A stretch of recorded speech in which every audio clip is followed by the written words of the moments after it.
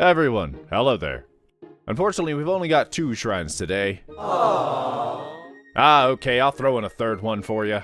But they're all going to involve tall, jiggly things that are going to make everyone uncomfortable and ruin some shrines' days.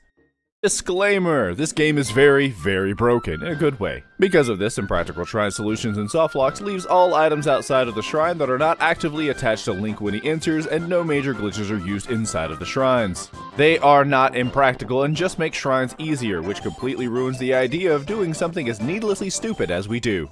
The first shrine might be a little sus, but you be aight. Who names these things? I don't care, he's fired. This shrine is all about building car-like things using wheels to... Look at him go. So obviously, none of that is allowed. The first challenge here may just look like a demonstration that wheels plus board equals go. You could just walk past it. Any sane person probably would have just walked past it. But here you are, not doing that. Good on you. Because to the untrained eye, that's exactly what they want you to think. They are actually well-trained death machines, and the only way to get across is actually a sadistic Zonai game of Frogger. But surprisingly, works pretty well. Using rewind to slow down the cars to get them to desync to the point where you can jump across one after another. While I'm sure that was very fun, hopping from car to car without a care in the world, it was completely unnecessary, and a complete waste of time. No refunds. Anywho, the first actual challenge of this shrine is that wheel. And that wheel. You're intended to drive a car across it and use a wheel to open up the door. That's what the boys in the lab tell me is the intended method at least, but we don't believe in those kind of fairy tales around here. On this side of the door, we have 16 platforms. Nope, not platforms. Let's try this again. Beep. On this side of the door, we've got a total of 16 wheels, 4 platforms, a chest, and some gumption to work with. And the only logical conclusion here is to use 3 of the platforms to make scaffolding, and then stack every single wheel, one by one, into a giant, wobbly, jiggly... Somebody get Nintendo on the phone. They need to explain themselves now. It just works. Can't find myself arguing with that logic. Turns out a stack of wheels is very, very elastic. 16 wheels can stand straight up using the 4th platform as a base though. Mostly, like 90%. But 90% is all you need. Float across to the other side of the wheel without touching the wheel at all, and this door can be opened using Ultra Hand, but there are a surprising lack of jiggly wheels over here. So, you're gonna have to run back and grab the wheelie stack. Don't worry about it, you can actually walk across this wheel while using Ultra Hand. Albeit very, very slowly. Now, a sane person wouldn't have done this in the first place. But if they did, they surely wouldn't have gone back and done it a second time in order to grab the platforms. And unless they had some extra screws loose, they probably wouldn't use rewind and then the scaffolding in order to hold open the door to push everything through.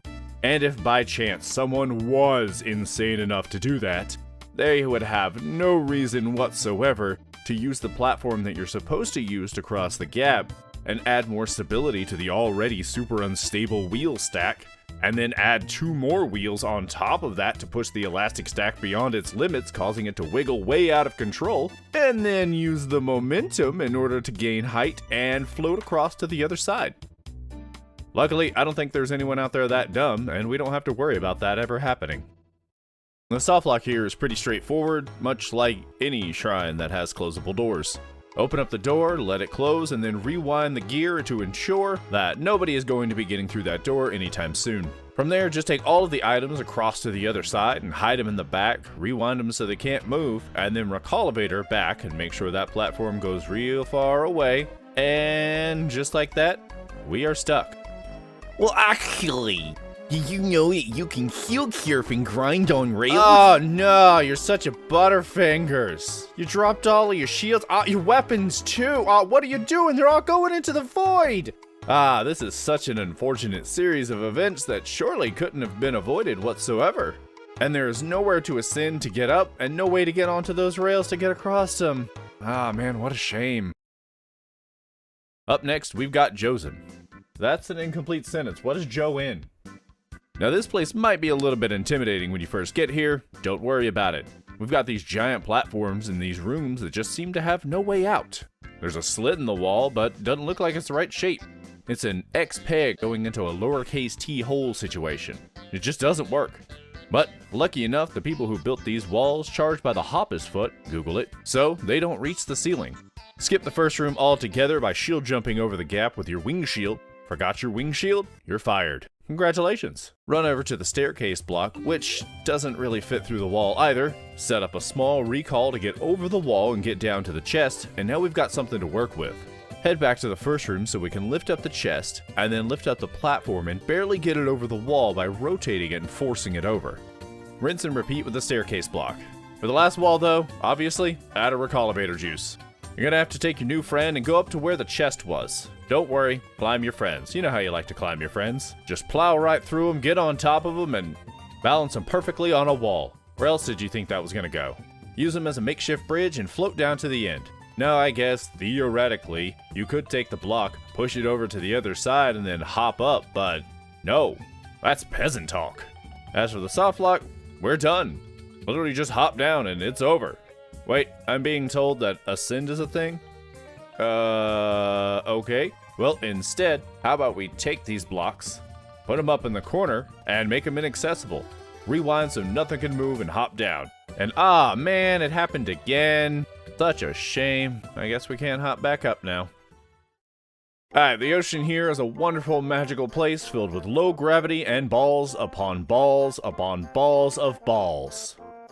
Balls. You're supposed to float in the anti-gravity ball things, but we're not paying you to do things correctly. With enough determination, it is possible to get through the entire shrine without touching any of them. Jump onto the slanted wall, and from the slanted wall up onto the torch. And from the torch to the platform with a high shield flip. For the second one, you're supposed to rewind the ball and make it float up, or we can ignore all of the obvious signs of it telling us what to do, and instead, you can just spend 20 minutes using rewind on a chest, hopping onto it to launch yourself into the sky, and skip touching the second orb.